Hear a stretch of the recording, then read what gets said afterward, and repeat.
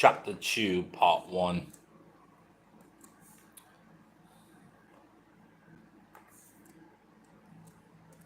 You fucking loser.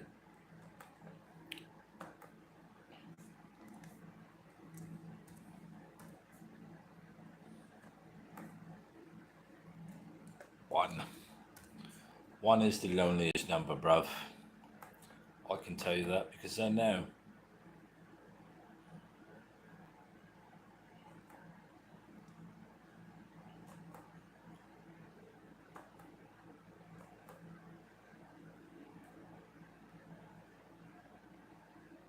Oh, Lord.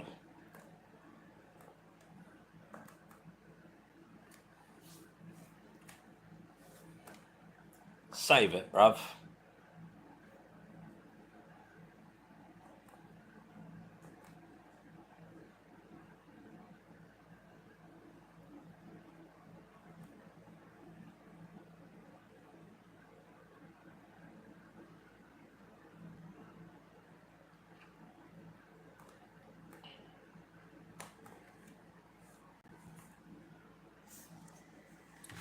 Alright, bruvs, let's set this up. Make sure the picture's clear. Let's set this up. There we go. Very well, bruv. Jerome McGann, the poet, Edgar Allan Poe, Alien Angel by Jerome McGann, a 2014 Harvard University Press book. We're entering Chapter 2. Oh, man. Get up there. Edgar Allan Poe.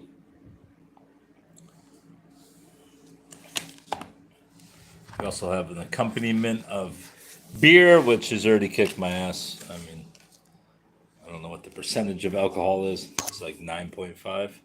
8.5, but it's kicked my ass already. I'm a lightweight. 2. Poetics and echo poetics. Antony, she is cunning past man's thought. Enobarbarous, barbus. Alack, sir, no, her passions are made of nothing but the finest part of pure love. We cannot call her winds and waters, sighs and tears.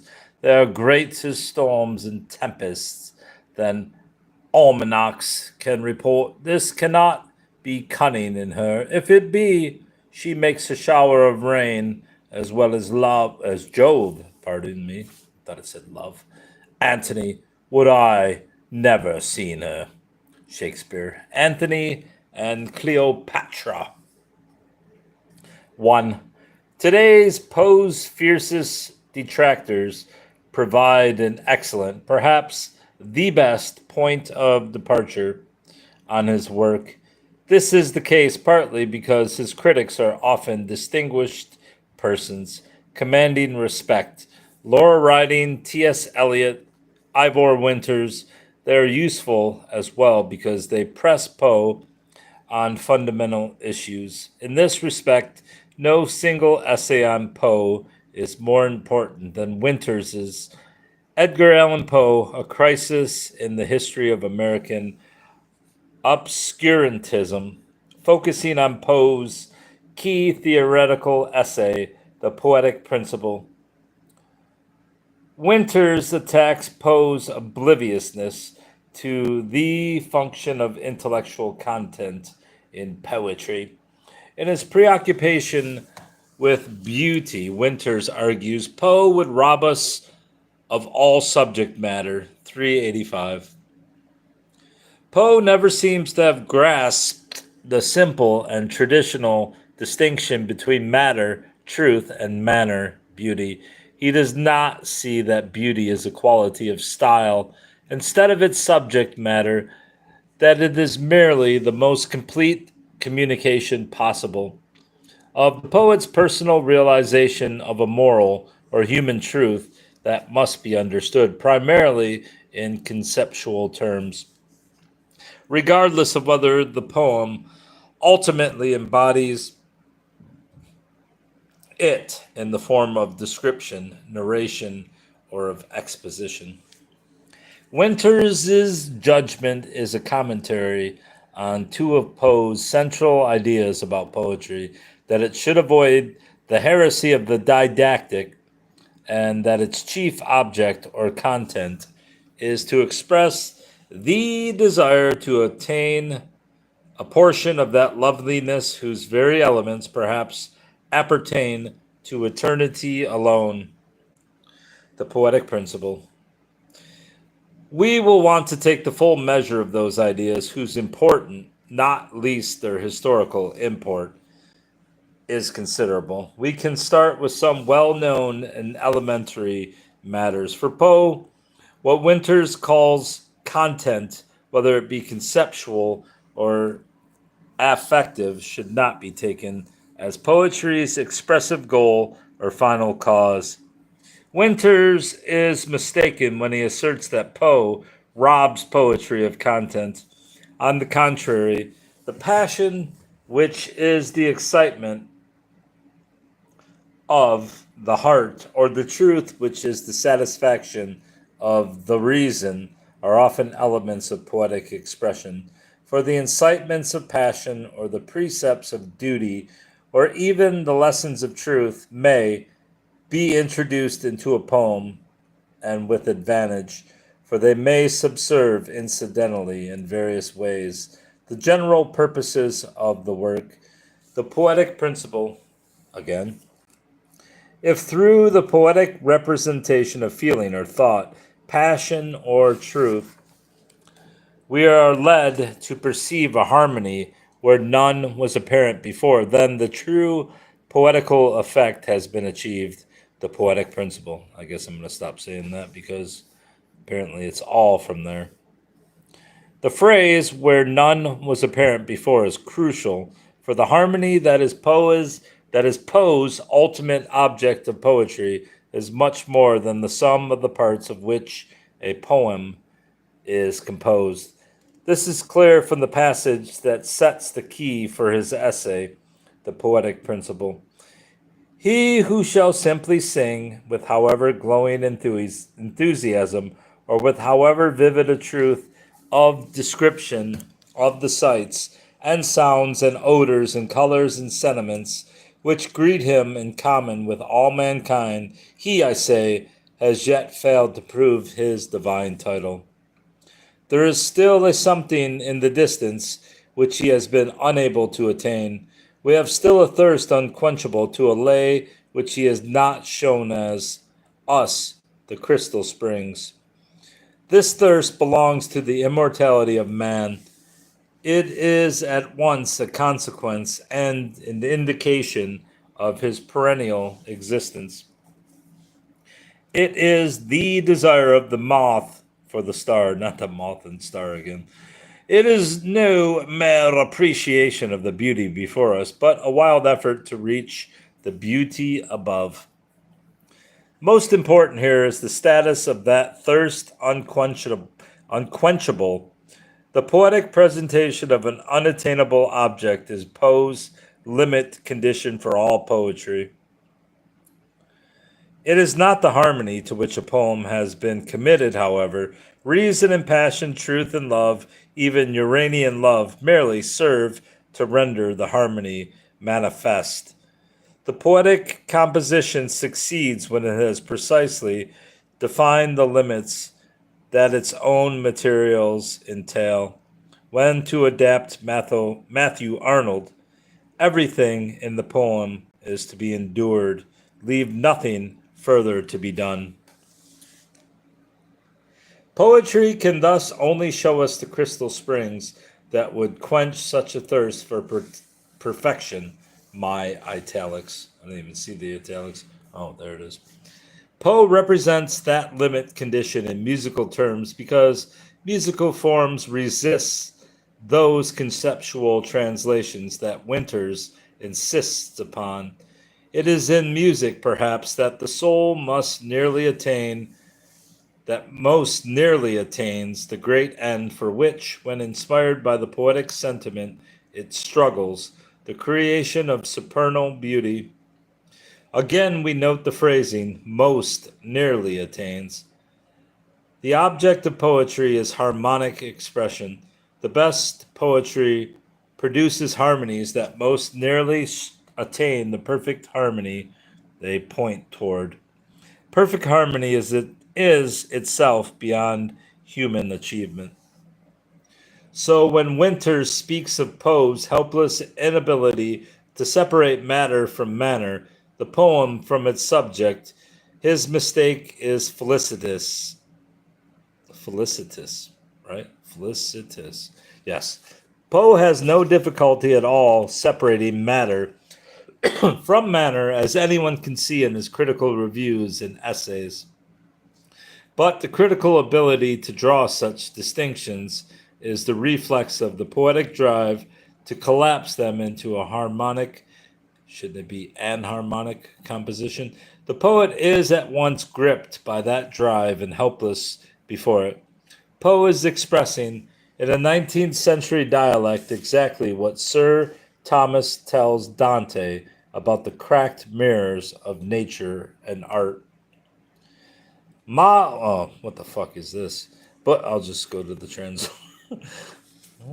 Ma la natra, la da sempre. No, we'll go right to the English because we're dullards. But nature gives it perfection, evermore deficient, in the like manner, working as the artist, who has the skill of art and hand that trembles. Longfellow translation. Right. So the moral of my story thus far is this, that Poe and Winters held different theoretical views about what Poe calls the poetic principle. Look at this can just rocking. I hope you die, can. I mean, of course, I dropped it when it was full, so it's not exactly in balance. Unsurprisingly, they also differ sharply in their approach to poetic practice and technique. These differences get joined in Winters' brief, dismissive commentary on what he calls Poe's new system of scansion, as set forth in the Rationale of Verse. Following that, he subjects a group of Poe's well-known poems to a withering attack before reconsidering the rest of Poe's aesthetics or even his poetry directly. We must pause over that essay, Poe's most notorious. And we also must state that Ivor Winters, even though I believe he was a renowned critic, wasn't a fucking in the same league as Poe. I mean, he was a legend.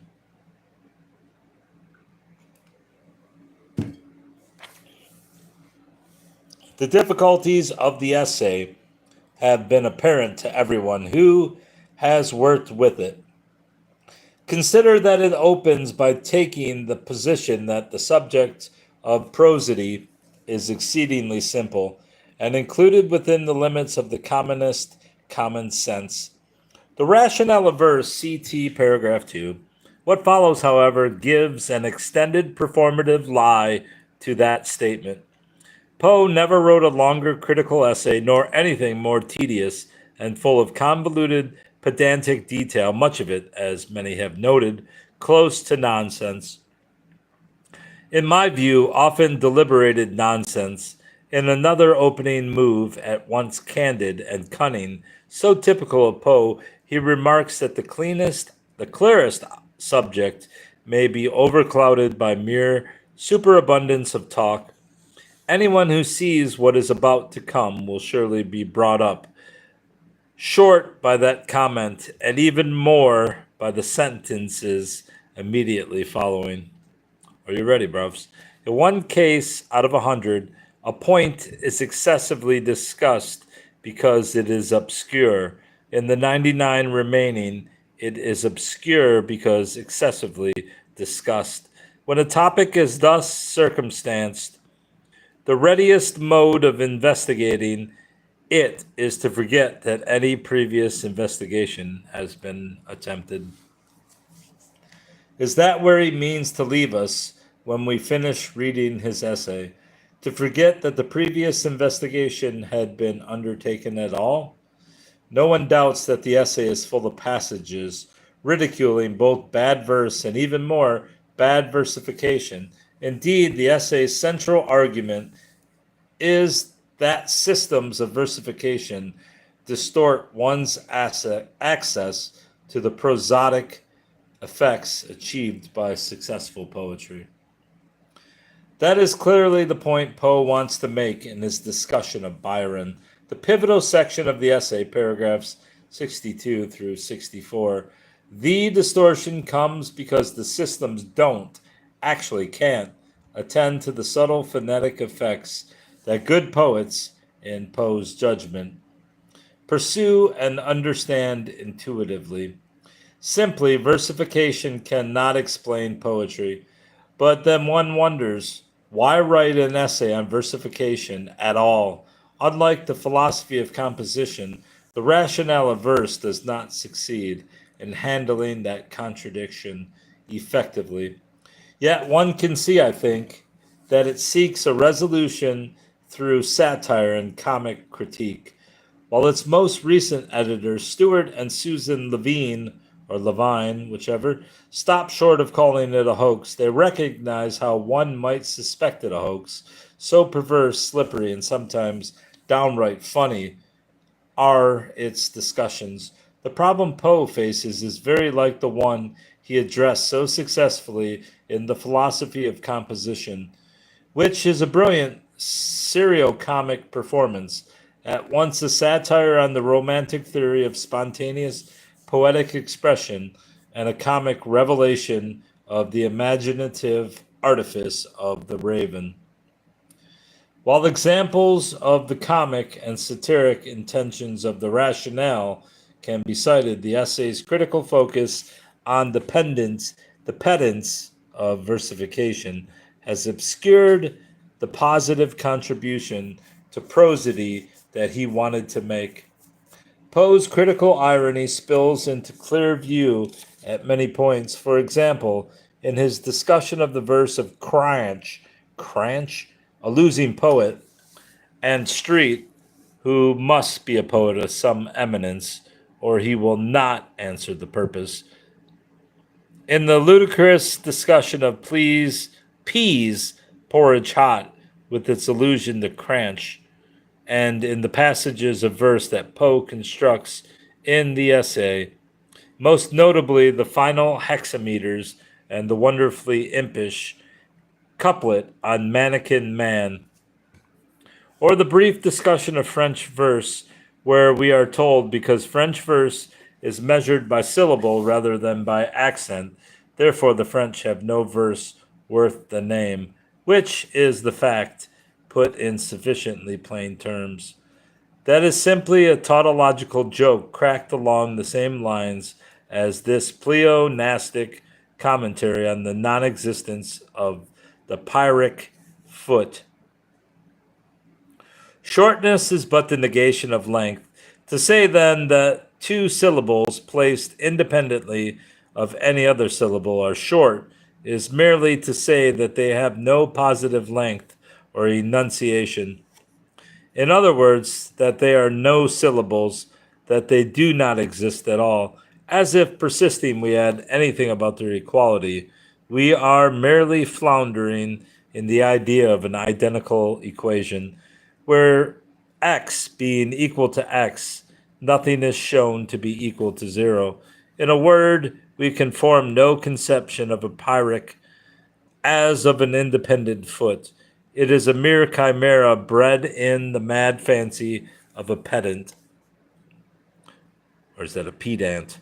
And so often Poe hides his satiric intention in plain sight, as when he discusses elisions that prosodists introduced to order to regularize scansion when some particular verse unit does not submit to the scholar's schema.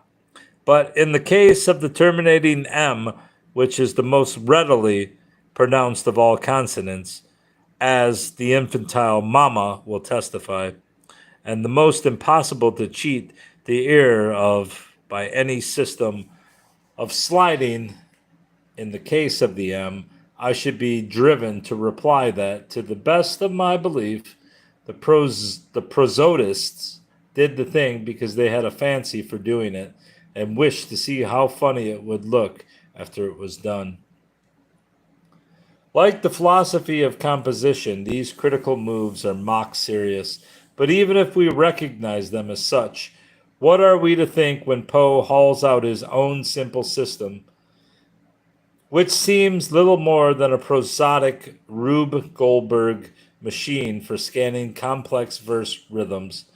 At that point, and in the related commentaries on Latin poetry, Poe's essay turns so verbose and pedantic that its technical commentaries become unnegotiable. Worse, they prevent access to the true significance of Poe's essay, to expose the phonetic core of poetic expression, both ancient and modern. Poe wrangles with the gross confusion and antagonism of the scholastic prosody because of its marked inapplicability to the reading flow of the rhythms it pretends to illustrate. For Poe, when versification tries to take the measure of poetry by making printed or scripted words, it tends to shift one's attention from the central issue, how the poetry should be sounded. Keep shaking, fuckers. See what happens. Critics of the rationale of verse have pointed out, in a sense quite justly, that because Poe's essay works out a system of scansion, whatever that is based on musical notation, it is inapt. Never heard that one. I've heard of inept, but not inapt. It is inapt for scanning his chief object, English poetry. But in a critical sense, the judgment, like Winters' judgment, on Poe's lack of content misses the point of his musical model. The sole purpose of scansion, Poe remarks, is the distinct marking of the rhythmical, musical, or reading flow. The scansion and the reading flow should go hand in hand. Poe is insisting that if poetic verse is to be scanned at all, it should be scanned for oral performance rather than some theoretical verse correctness. Critics of the essay have been distracted from the argument by the outlandish rhetoric Poe deployed to attack and parody systematic versification. Only recently has Poe's true focus been restored by the cognitive psychologist and acoustic learning scholar Christopher Arruffo, who shows the usefulness of Poe's rationale for making poetry for oral performance.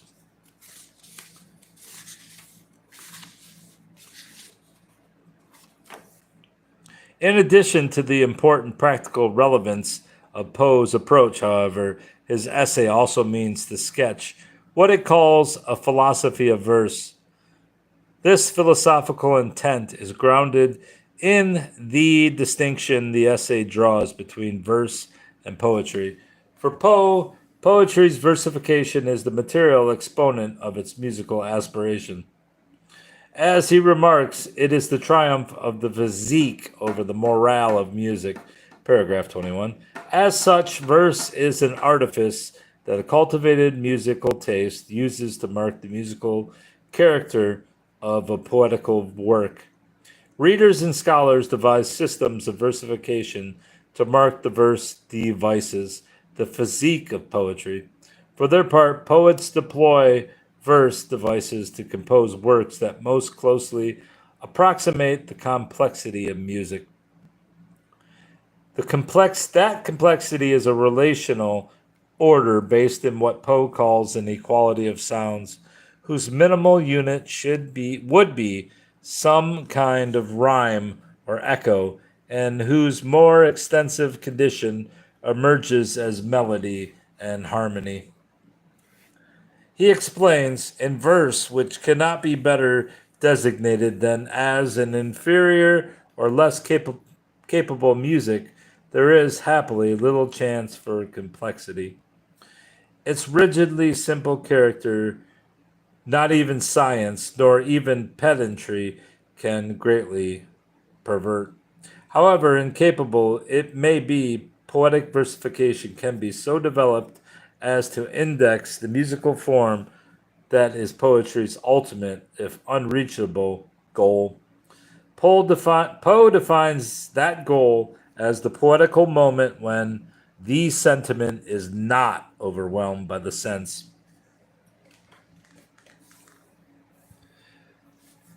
But for Poe's poetic sentiment, but for Poe, poetic sentiment is always under threat of the sense, and his distinction between these terms is fundamental.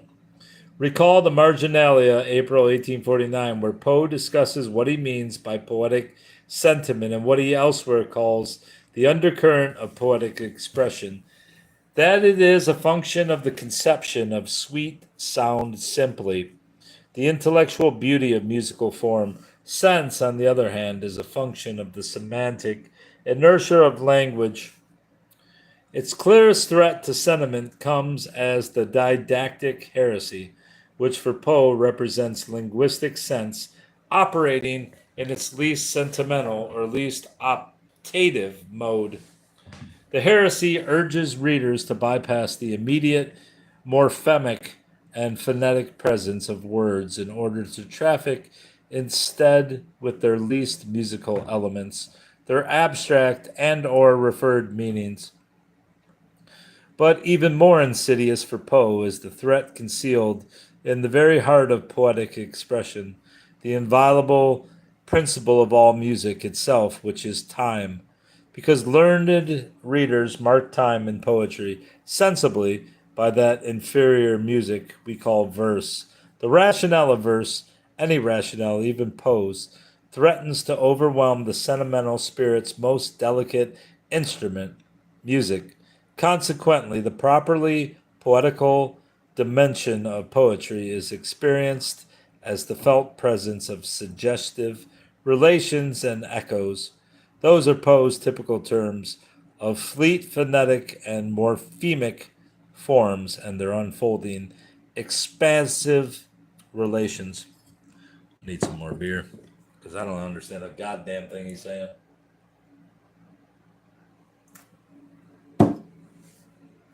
Poe's musical poetics and its relation to sentimental figurations, while generally understood, remain underexamined even by his best readers. Richard Fletcher shows how well he understands Poe when he observes that Hawthorne's symbolism depends on sight, Poe's on sound. Similarly, Charles Feidelson long ago placed Poe squarely in the symbolist tradition, but in doing so he emphasized the musical rather than the imagistic character of Poe's work. Poe aims at the treatment of meaningful words as though they were autonomous notes of a musical construct, capable of being combined without regard to rational denotation. Reading all of Poe's works through the poetry, Fiedelson discounts the referential framework that comes with an imagistic symbolism. In this view, Poe's writing is much closer to Mallarmé's than it is to Baudelaire's, and his closest English counterpart is probably Swinburne, who, like Poe, composed his works with the model of oral performance in mind. These relations tend to be obscured because the intertexts of Mallarmé and Swinburne are both drawn primarily from classical and high cultural archives, whereas Poe's are sentimental and popular. Poe's thinking comes out with greatest clarity in his 1840 discussion of Thomas More's poetry, where he argues against Coleridge's distinction between fancy and imagination. The distinction is unsatisfactory because it proposes a false standard of judgment about degrees of poetical excellence. Imagination and fancy represent not different degrees of poetical expression, but difficult modes. So whether a poet is imaginative like Shelley or fanciful like Moore, this is the comparison Poe considers. Does help to decide the question of excellence. What makes Moore's fanciful poetry excellent? Why is it so superior to Rodman Drake's puerile, although decidedly imaginative verses? To answer that question, Poe uses Shelley's poetry as an especially illuminating case. He starts by dismissing from consideration the poet's chosen theme or subject, Poe's italics, in order to shift the focus. And of course, I didn't even see the italics. Oh, I see. No, I don't see. In order to shift the focus from moral ideas to what he calls moral sentiment. In contrast to Drake, Shelley's poetry transforms its imaginative conception into effective form. That is, the moral sentiments of grace, color, motion.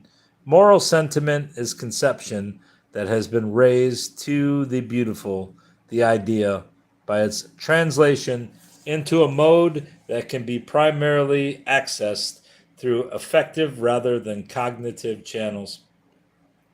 To explain himself further, Poe turns to a musical analogy, arguing that there lies beneath the transparent upper current of meaning in a poem an under or suggestive one. Poe explains their reciprocal operation. What we vaguely term the moral of any sentiment is its mystic or secondary expression. It has the vast force of an accompaniment in music. This vivifies the air. That spiritualizes the fanciful conception and lifts it into the idea. Meaning here is entirely musical, considering the poem as an air. But don't they call air isn't that what they describe a musical piece as, an air? Poe calls attention to the accompaniment that ornaments and vivifies the effective power. The force of this accompaniment at the transparent upper current of the poem produces that suggestive undercurrent, lifting the entire composition into the idea. Crucial to Poe's explanation is the syntax of those three sentences, which short-circuit the referential force of the pronouns this and that in order to emphasize their reciprocal action. Working from that set of critical conceptions, we can significantly modify Richard Wilbur's important study of Poe's symbolism, because Wilbur's poetry owes so much to the modernist traditions that stress the importance of poetic concretions. He has an acute eye for the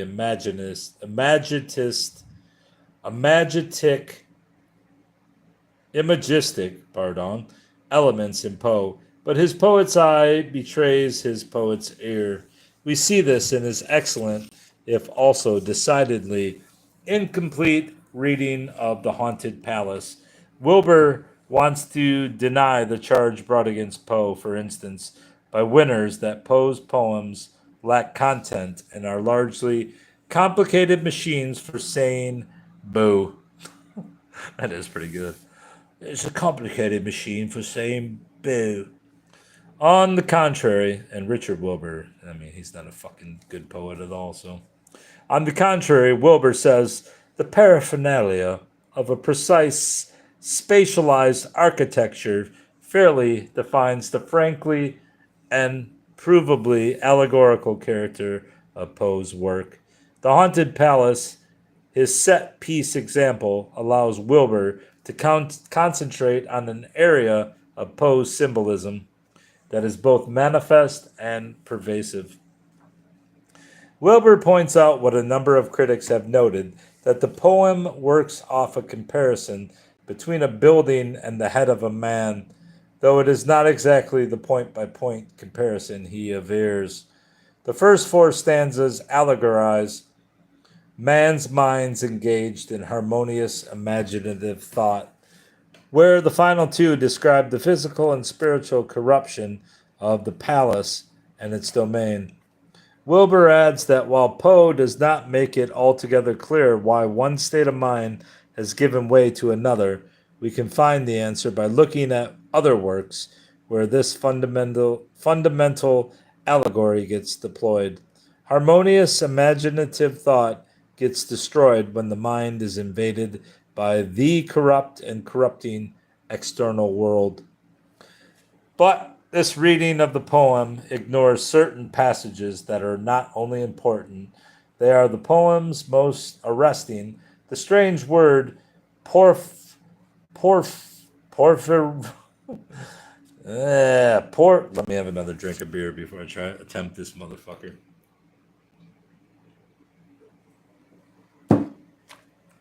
The porphyrogene,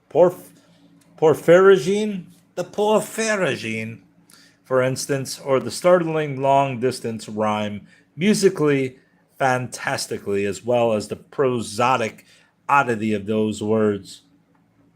The poem's last two lines fix our attention on a contrast that reaches back across the entire poem. A hideous and laughing throng raises a discordant melody that rhymes darkly with the troop of echoes.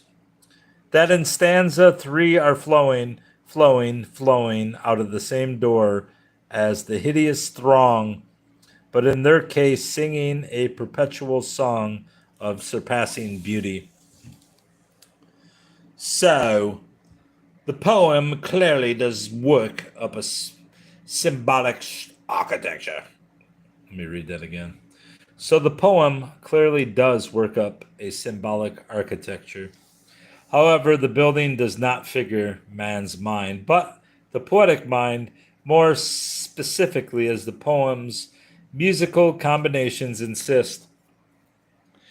The distinction is important because to the degree that a symbolic structure is raised here, its reference is to the dominion of mind in what Poe understood as its supreme musical state. For this reason, Poe makes porphyrogene the poem's keyword. I wonder how close that is. Porphyrogene, the poem's keyword. Though regularly glossed as an adjective, here it assumes the form of a noun, indeed a proper noun. This point must be emphasized because, while Poe invented the word, he formed it from his readings in contemporary chemistry and botany, which were generating new proper nouns like oxygen and hydrogen.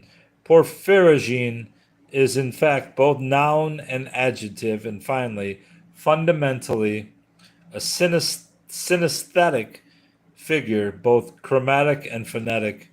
It is what Poe called, after Champollion, a phonetic hieroglyph, the most complex of the forms of symbolic figuration. The symbolic building parsed by Wilbur and others houses the real life of this domain, which is far less symbolic than linguistic, and more particularly phonetic and morphemic.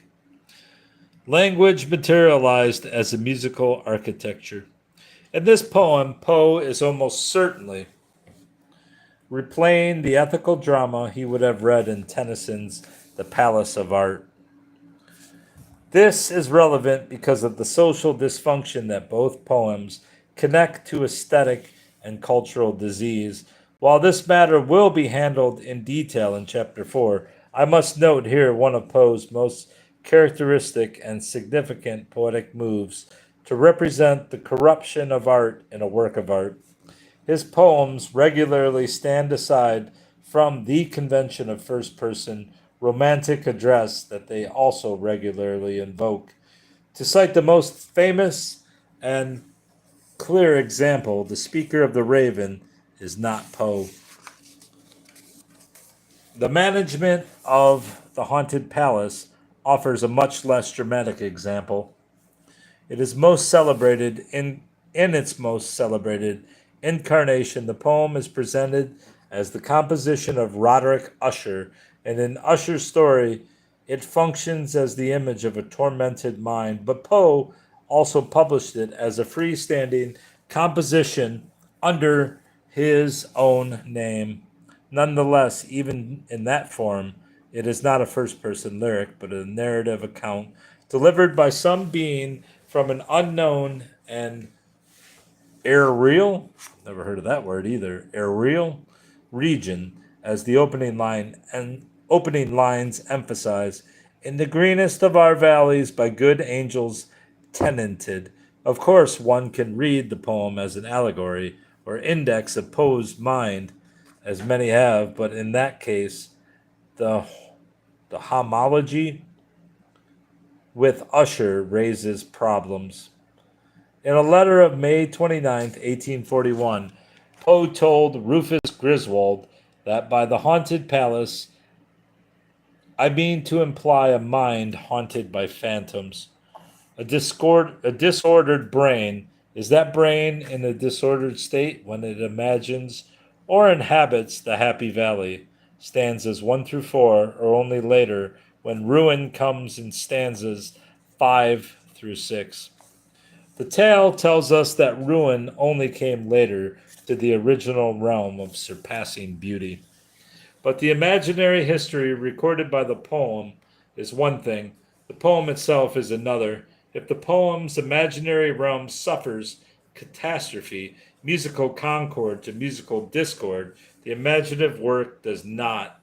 All of the poem's elements are ultimately concordant. The sublime and the beautiful come to make up a new kind of discordant harmony. And the disturbance is all the more pronounced because it is left unexplained. It is only shown, performed as such, and the tale of discord comes primarily to throw that otherwise unimaginable catastrophic harmony into relief. Indeed, the poem does not make a mystery of ruination. That comes as a fact of the represented drama. The mystery and the wonder is how beauty can be raised in Yeatsian excremental places. The fuck does that mean? Yeatsian excremental. Did William Butler, Jesus Christ, did William Butler Yeats shit in his poems? How beauty can be raised in Yeatsian excremental places. Indeed, why the putatively ideal realm of poetry should turn ruinous. As Stuart Levine long ago explained, catastrophe for Poe is the supreme figural condition for the beauty effect. Poe's poems typically begin in illusion and end in pain.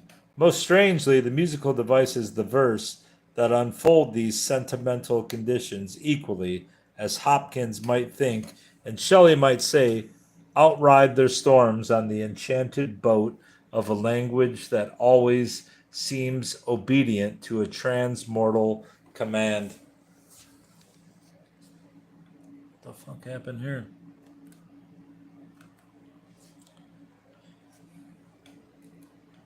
Nothing shows the strange music that Poe is pursuing in this poem more than the word porphyrogene. As whoa, Bob, stop, buddy, stop, buddy, don't echo.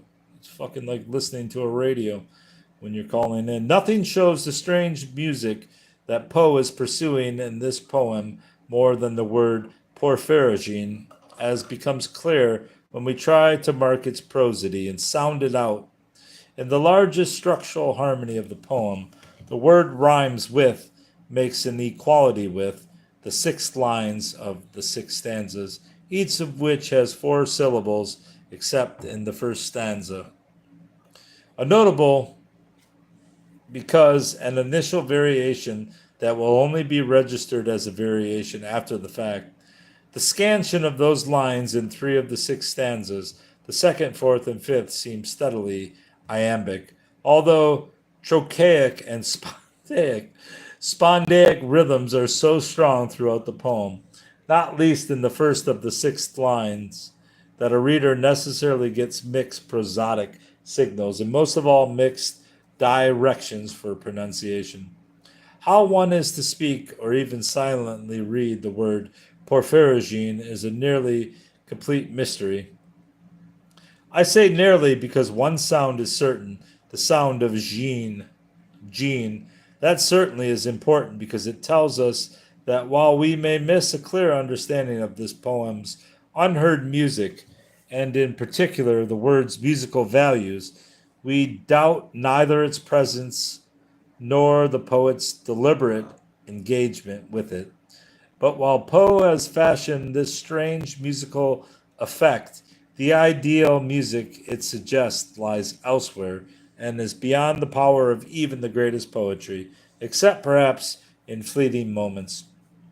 Prosody makes it accessible, however, as the elusive but definite musical effects of phonetics and morphemics. 3. By 1848, Poe is prepared to declare his musical analogy a poetic principle. Music, in its various modes of meter, rhythm, and rhyme, is of so vast a moment in poetry as never to be wisely rejected. But having already composed his most ambitious poetical work some months earlier as the prose poem Eureka, he does not insist that the inferior music of verse is indispensable to poetry. I will not now pause to maintain its absolute essentiality. What is essential is a complex network of equalities and suggestive relations. A key moment in the rationale essay comes with the paragraphs that trace, by his admittedly supposititious progress, and I'm Canadian again for some reason, paragraph 36, how a very considerable amount of complexity can be developed even with the inferior and less capable music of verse. Poe then constructs that he wittily calls a present ultimatum of complexity. Ibid, a 5-line unit of highly artificial verse, as a manifest echo of Tennyson's early poem, Lillian. The lines are a verse model of complex equality of sound relations. Virginal Lillian rigidly, humblibly, humble, is that humbly? Humbly dutiful, saintly lowlily, thrillingly, holily beautiful. The allusion to Tennyson is at once pertinent and performative, since Tennyson is for Poe the age's supreme poetic music master.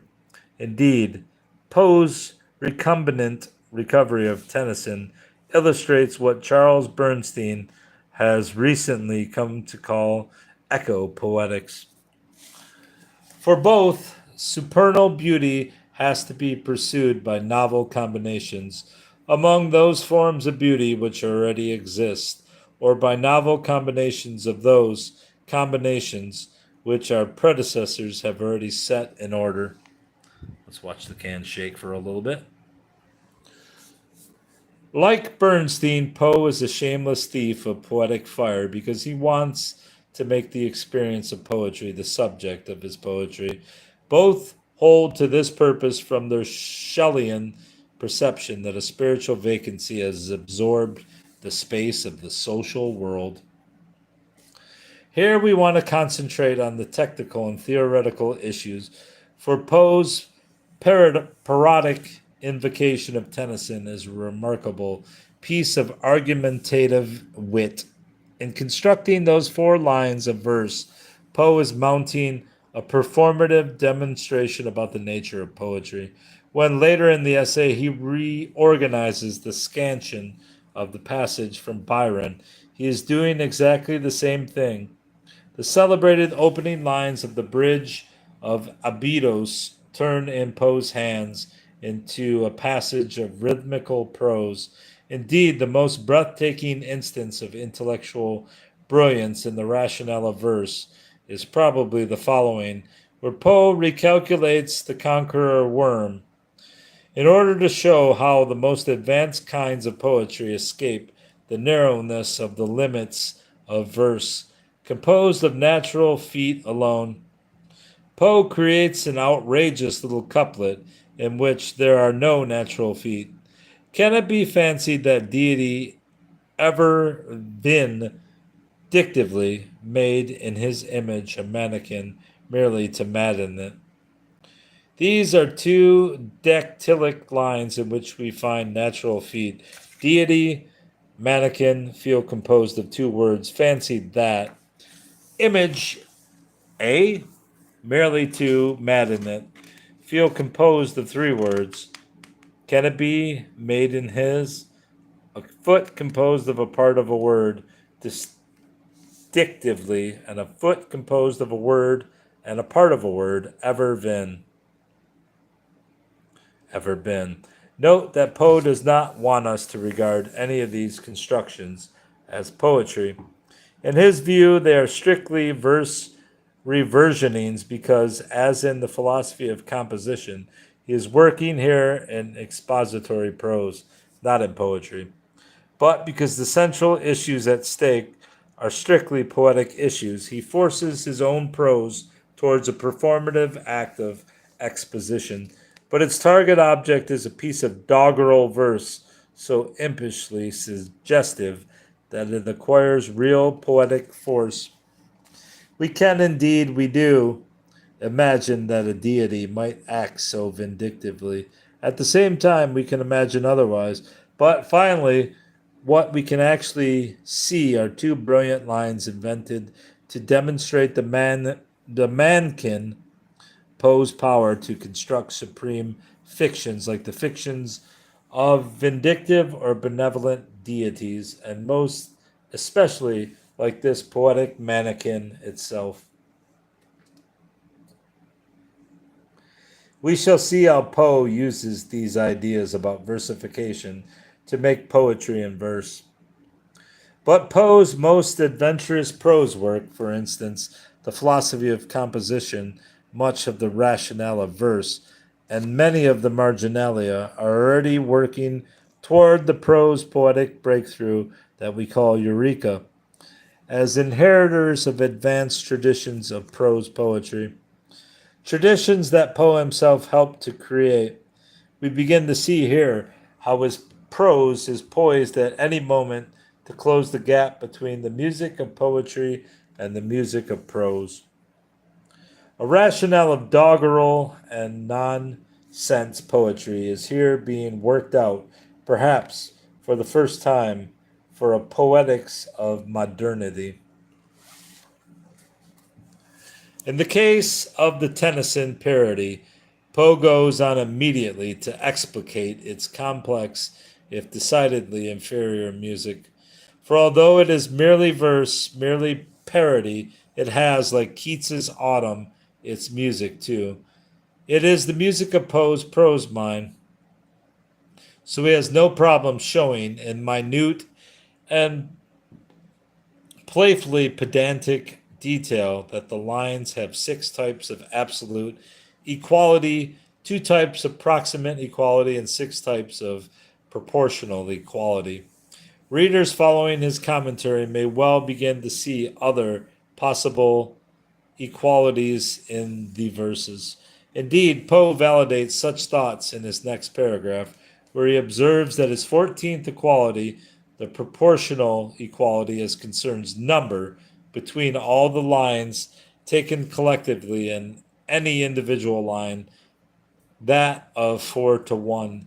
That culminant equality then would give birth immediately to the idea of stanza, a verse unit that opens the mind to yet another order of equalities that can be built from the inferior music of verse.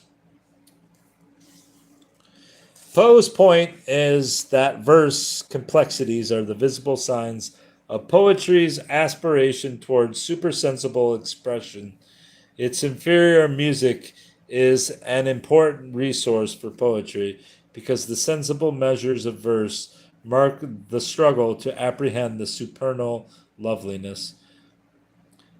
His extended discussion of Byron's The Bride of Abydos, I don't know how to say that, paragraph 60 to 65, thus serves two critical functions. On one hand, attention to the poem's prosody throws some of Byron's verse imperfections into relief. On the other hand, and far more significantly, it also throws into relief the incompetence of any prosodic analysis, even Poe's, in face of the poetry.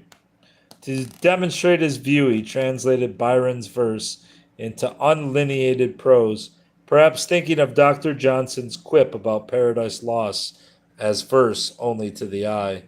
Poe marks the rhythmical structure of Byron's language so that he can see it isn't poetry to be seen. It is to be listened to and performatively translated. Byron's lines will be good, whatever system of prosody is thrown at them, because their excellence, like their faults, are not a function of versification. For Poe, the simpler the prosodic simple system, the better, because the critic will want to follow the lead of the poetic rhythms rather than subject them to a prescriptive verse analysis. I suspect introducing Byron into his essay was a rhetorical move. Poe wanted to set an evidently poetic measure for all other English verses he quotes. In 1848, Byron was still the Western world's figural representation of the poet. The rationale of verse is thus a companion piece to the poetic principle, and their connection is important. Together they show that the poem per se, the poem written solely for the poem's sake, is the focus of Poe's interest. Content in Winters's sense serves poetry exactly as versification serves both. As versification serves, both are among the compositional elements that poets utilize, part of the physique in which poetry's sentiment or morale. In decisive contrast to the moral element, the poetic subject or theme gets incarnated.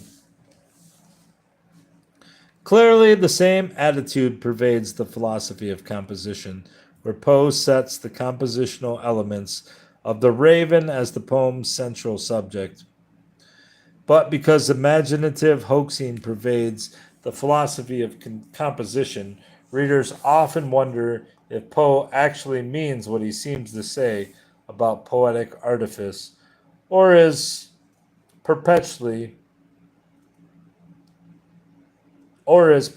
as Winters thought, just confused in his thinking. The problem is complicated because hoax plays no part in the poetic principle. The comic and satiric elements in the rationale of verse certainly recall the ironies that play across the philosophy of composition. But because they are not so well managed, they only arise to successfully parody occasionally and never to full-blown imaginative hoax. These problems get clarified if we reflect on the two ideas that are central to all three essays. One insists that conscious artifice is indispensable to poetry. The other, that the actual poetic pursuit, the effort to realize the presence of supernal beauty, will always expose the limits of conscious artifice. Poe's poetry and poetics both operate under the law of that contradictory and ultimately, as shall see, catastrophic dynamic. His resort to hoax in his most famous essay highlights both the presence and the significance of the dynamic. Hoax is one of the supreme fictions of poetic artifice. Supreme because, like epic theater, it lays bare the heart of its devices, being at once sincere and devious, serious and ironic. To cover a song well sung by Gertrude Stein, the composition of an aesthetic hoax, in this case, Poe's essay, The Philosophy of Composition, becomes the explanation of poetic artifice. When Poe introduces hoax into his aesthetic essay, then he is discounting the expository authority of its discourse. He makes this move because his subject is, how does that say, poiesis? Poiesis, a discursive form that does not easily yield to expository treatment, least of all to definition. A comparison with Coleridge is useful partly because while both resist the definition of poetry, their different means of avoidance go far to explain the difference between Coleridge's romantic and Poe's post-romantic attitude. Poised to define poetry in the Biographia Literaria, Coleridge deftly slips away from the task, implicitly acknowledging that no definition in the usual sense is possible. The account elaborates Coleridge's justly famous and thoroughly romantic image of the poet in ideal perfection.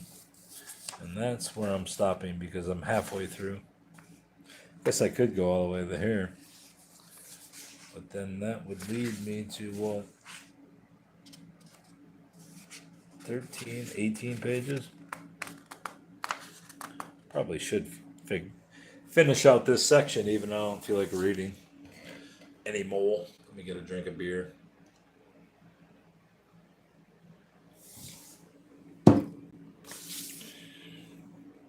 Like Coleridge, Poe does not attempt to define poiesis and the philosophy of composition, but instead takes a similarly functional approach. For Coleridge, the move entails describing how the poet, in ideal perfection, works. Poe's poet, however, is a thoroughly quotidian character, indeed a technician, a craftsperson. The satire in the opening paragraphs of his essay ridicules the figure of the Vedic poet as a kind of ruse practiced by bad artists to disguise their incompetence. But note that the effect of Poe's functional approach is less to celebrate himself, he makes himself, after all, part of the essay's comic venture, than to insist on the importance of the actual work produced by the poet. By their fruits, not by their ideas, shall you know the poets, and you shall judge their work by its results. Poe's essay has made a sharp turn from a subjective to an objective approach to poiesis. Or is it poiesis? Poiesis. Poe's hoaxing rhetoric is fundamental in this move to objectivity. It implicitly, performatively, argues that the reader has a significant part to play in the work of poiesis. The parody establishes a rhetorical frame around the raven. It's, Jesus Christ, philosophical I can't say it, commentary, and finally around Poe himself, the author of both, all get objectively marked with the sign of unsurmounted contradiction. Reception history then comes to reify the contradiction by showing how readers have been tangled in the coils of the essay. Reaching after fact and reason, readers keep finding themselves in some kind of difficulty. Wise passiveness is out of the question. Although another sign of contradiction, a refusal to deal as incisively with Poe's essay as he did in writing it remains an option. If taken, however, that move will set a reader in the unenviable position of what the essay calls the literary histrio. With respect to aesthetic works, an author cannot be expected to mean what he says. Rather, the author can and should mean what he does, and reciprocally, the reader can and should see and know what is being done and then make a judgment about how well it is done. A hoaxing rhetoric brings crisis to any discourse of truth. It is a deliberate move to undermine the versification process that a prose argument implicitly installs through inductive or deductive demonstration, or both.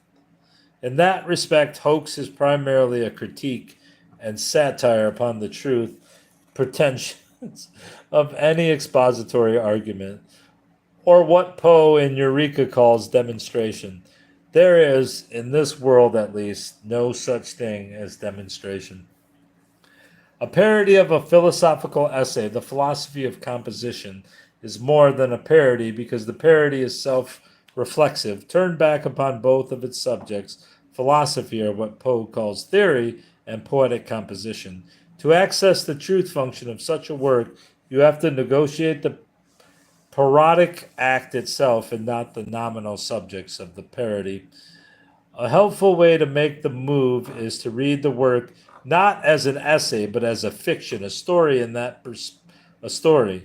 In that perspective, the philosophy of composition will shed its expository and factual character and assume a representational form.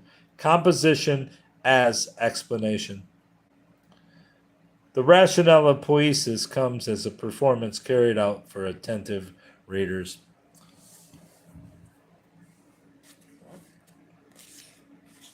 The proper measure of poiesis for Poe shifts from sincerity in commonplace romantic terms, the true voice of feeling, to conscious artifice. So the rhetoric of parody in Poe's essay holds a mirror up to the poiesis of the Raven and the studied coldness of Poe's poetry in general. Not that intense affect has no place in his poems. On the contrary, both affect and moral concerns come into the poetry, but as we have seen, they come not as meanings, but as elements in the poetic. The musical representation.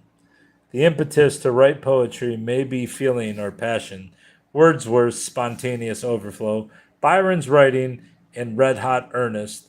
In both such cases, the work unfolds under benevolent signs. Nature never did betray the heart that loved her. Wordsworth assures us in Tintern Abbey, and even the last words of Manfred cast a blessing.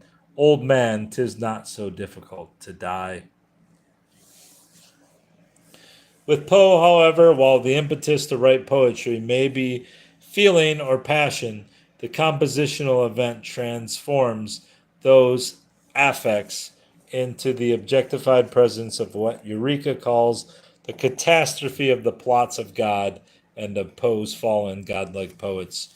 Affect is summoned into and then driven from the poems, and like an exorcised demon, set free to enter and take possession of the reader. That poetic moment locates Poe's catastrophe of beauty. It is the moment when a reader understands what Poe is saying, that a thing of beauty, this thing of beauty, is not and never can be a joy forever. That is the ultimate meaning of Poe's mortally immortal word, nevermore, as well as the sign of the word's pitiless benevolence. Poe makes this move his characteristic move because he sees his enterprising American world emptied of true affect, as if its people were living inside a facetious romantic poem, a poem by, for instance, Rodman Drake. His poetry does not propose a compensation for the loss of loved and cherished things. It tells a double truth about those losses. First, that they lie beyond redemption, and second, that they need not, indeed must not, lie beyond a mournful and never-ending remembrance. For memory is called to cherish even the facetious world. I don't know what the fuck any of that meant. except to say that all the meaning doesn't matter. It's the composition of the poem that matters. I think that's what all that meant. Anyway, that's all. I'm done.